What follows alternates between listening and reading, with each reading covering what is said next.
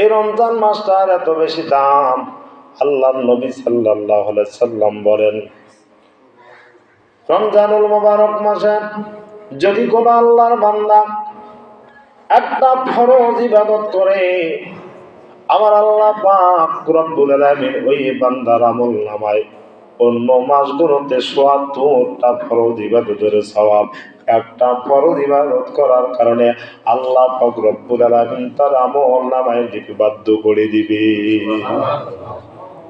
যদি কোন আল্লাহর বান্দা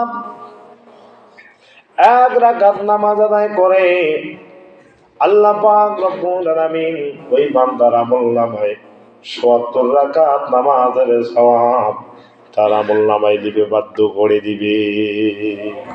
১ টাকা দান করলে ৭৪ টাকা সওয়াব। আর একটা কথা শুনে নেন, অন্য মাসে আপনি যে খানা খাবেন আপনার হিসাব হবে, অপচয় করলে আপনার হিসাব হবে, কিন্তু পবিত্র মাহে রমজানুল মুবারক মাসে আল্লাহর নবী বলেন, আপনারা রোজা থাকা অবস্থায় যতগুলো পয়সা আপনি খরচ করবেন তার সেহরির জন্য, এই পয়সাগুলো আপনার সদকায়ে জারিয়া হিসাবে হয়ে যাবে, আপনার কোনো হিসাব নেওয়া হবে না।